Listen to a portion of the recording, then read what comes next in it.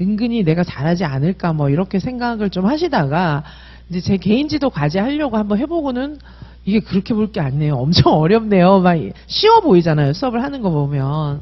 근데 이제 막상 해보면 어렵다는 걸 느끼시기도 하고 과정안도 짜보고는 이제 막연히 잘하는 줄 아는 거예요, 본인이. 근데 사실은 아니거든요. 제가 받아보면은 처음부터 다시 해야 될 것 같은데 이런 분들이 많거든요. 자, 그래서 이제 아마도 이렇게 그냥 학원가에 나돌고 있는 그런 문제지나 모범답안이나 이런 것들이 정말 말도 안 되는 너무 사이비 짝퉁 막 이런 것들이 너무 많은 거예요. 수업이 뭔 줄 모르는 사람들이 이제 모범답안도 만들고 문제도 만들고 이래가지고 막 그냥 내돌리는 거예요. 근데 이제 어쩌다 보면 제 손에도 그런 문제들이 들어오죠. 수험생들이 가지고 오니까. 문제를 보면은 출제한 사람이 도대체 어떤 마음으로 출제했는지 알기 어려운 것들. 왜냐? 문제랑 조건이 안 맞아요. 그리고 처음에 조건을 주면서 너무 어려운 조건들을 주는 거예요. 이게 단계별로 돼 있는 게 아니라 그래서 뭐 그런 걸 한다니까 한번 해보세요. 뭐 이렇게 하는데 몰라요, 당연히. 그리고 이제 수업을 하는데 너무 이상한 거예요. 그래서 제가 막 지적을 해드리면 그때서야 저한테 실토를 해요. 교수님 이거 사실은 모범답안대로 한 거예요. 이렇게 얘기를 하는 거예요, 저한테. 더 이상은 저한테 얘기하지 마세요. 저는 선생님 수업만 수정합니다. 이렇게 얘기하고 수정은 해드려야죠. 저한테 왔으니까. 저는 선생님 수업만 수정을 합니다. 이렇게 얘기를 하고 수정을 해드리는데 이게 이제 뭐가 뭔지 모르고 막 무슨 말을 하는지 본인도 모르는 것 같아요. 모범답안 자체가. 근데 선생님들이 명심하셔야 될 것은 교육학 중에 우리 이제 그 교수학습 이론은 사실 원래 교육학에서 출발하는 거예요. 근데 교육학의 역사는 제법 길어요. 제법 길고 그리고 긴 교육학의 역사 중에서 교육과정학의 역사가 엄청 깁니다. 오죽하면 꼬레래. 그렇죠? 지금 다시 교육과정 재개념화 이런 데서는 다시 본질로 돌아가자 이런 거 있잖아요. 자, 그래서 교육과정학의 역사가 엄청 길어요. 교육과정학과 함께 교수학습 이론이 있는 겁니다. 티칭 러닝 이론이 있는 거예요. 교수학습 이론의 역사도 길고 이론이 굉장히 많습니다. 그리고 교수공학 이런 것들도 있잖아요. 아예 교육공학과가 따로 있어요. 교육학에는. 그런데 보통 이제 초중등 같은 경우에는 교수학습 이론을 본격적으로 적용을 하고 우리는 하나 더 있어요. 교육 프로그램. 레지오, 발도르프, 몬테소리 뭐 이런 거 있잖아요. 그래서 우리는 교수학습 이론 더하기 교육 프로그램이 있어요. 이게 하나의 학문이에요. 하나의 학으로 정착이 되어 있고 그러니까 우리 유아는 교수학습 이론, 교육 방법 및 교육공학, 교육 프로그램, 교육과정학 이것들이 다 융합이 되어 있어요. 그러니까 그거를 선생님들이 학교 다닐 때 교과교육론 이런 거 배웠잖아요. 그러니까 교과교육론을 가르치는 분들은 이제 교수들은 당연히 대학에 있는 교수들은 저처럼 이런 것들을 생각하고 교과교육학의 베이스가 되는 학문들은 이제 학과에 계시는 소속 교수들이 많이 가르쳐요. 근데 이제 실제로 교과교육론 이런 것들은 현장에 계신 분들한테 강의를 많이 주죠. 시간 강의를.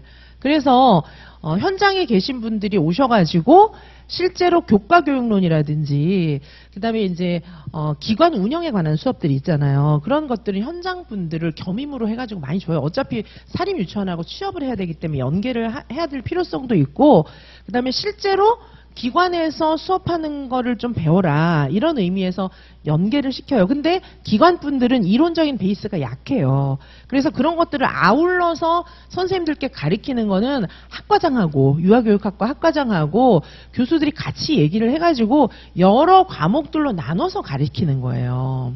그래서 나중에 이제 유아교육과 학과평가 오고 이럴 때는 수업실험 평가하잖아요. 그때 선생님들 해보셨을 거예요. 교사 역할, 유아 역할 이런 거 해보셨을 겁니다. 근데 그거 진두지휘에서 막 가르치는 거는 학과장하고 이제 그 학과의 그런 역량을 많이 담죠. 강사도 불러오고 해가지고 막 가르치잖아요. 근데 그 가르치는 교수들 머릿속에는 그런 내용이 있는 거예요. 자, 그래서 선생님들이 교수학습 면접도 마찬가지지만 면접은 이제 다양한 그런 지역별로 여러 가지 차이가 있는데 교수학습이라든지 실제 2차에서 실현하는 모든 것들은 굉장히 전문성이 있는 거예요. 그런데 그거를 갖다가 그냥 막 말하고 수업하는 막 재밌게 옛날 이야기 해주는 걸로 그렇게 생각하나 봐요. 유아 수업을 무슨 동화 구연하는 것처럼 있잖아요. 그런 건 줄 아나 봐요. 사실 동화 구연도 물론 전문성이 있지만은 사실 동화 구연만은 아니잖아요. 우리 수업이 뭐 옛날 얘기 해주는 건 줄 아나 봐. 유아 수업이. 그 따위로 하면요 가르치질 말아야 되는데 제가 정말 통탄을 합니다. 그리고 처음에는 이제 자기가 잘하는 줄 알고 와서 수업을 해보고 이제 제가 몇 가지 질문만 하면 기가 죽어요. 선생님들이. 과정안도 그렇고 엉망진창이거든요. 제가 수업이나 과정안을 보면 너무 엉망이라서 뭐 이제 한두 분이 그런 게 아니에요. 다 그래요. 그러면 저는 그 선생님이 너무 안쓰러워요. 너무 안 됐어요. 그래서 근데 어떡해요. 이렇게 이분을 정확하게 치료해주고 실력을 끌어올려 주려면 이분의 상태를 제가 알아야 되잖아요. 그래서 제가 몇 가지 질문을 한 두세 가지만 질문하면 선생님 얼굴들이 굳어가지고 막 이렇게 기가 죽어요. 근데 이제 문제 없어요. 아직 시간도 많고 일단 저를 만났으면 그분은 올라갈 수 있어요. 진짜 저를 만났으면 저는 어떤 수를 서서든 끌어올려 줍니다. 그래서 이제 질문을 몇 가지 하면 선생님들이 막 저한테 실토를 하는 거예요. 너무 혼란스러워요. 이렇게. 왜냐하면 이게 머릿속에 있는 지식이 갑자기 막 컴퓨터에 있는 그런 파일들을 삭제하고 새로 심고 이러면 되는데 우리 머릿속의 지식은 그게 좀 안 되잖아요.